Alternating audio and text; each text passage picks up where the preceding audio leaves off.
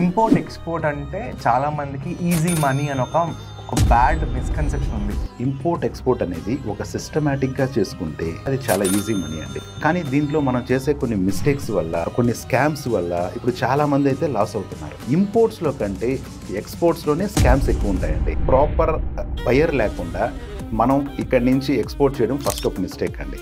Buyer background తెలుసుకోకుండా మనం export చేయడం. ఎక్స్పోర్ట్ అయిన తర్వాత అక్కడ జెన్యూన్ బయర్ ఉంటే ఎటువంటి ప్రాబ్లం ఉండదండి, మన అమౌంట్ మనకి వస్తుంది.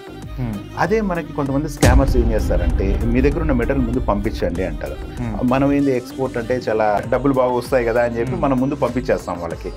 పంపించిన తర్వాత అక్కడ ఏం చేస్తారంటే, ఈ ప్రోడక్ట్లో ఇది బాగాలేదు, అది బాగాలేదు, ఇవి మాకు వద్దు అంటారు. అప్పుడు ఆల్వేస్లీ మనం ఇక్కడి నుంచి మనకి పడిన అమౌంట్ కంటే కూడా చాలా తక్కువ రేట్లో వాళ్ళకి ఇచ్చేసి లాస్ అయ్యి చాలామంది వస్తున్నారు.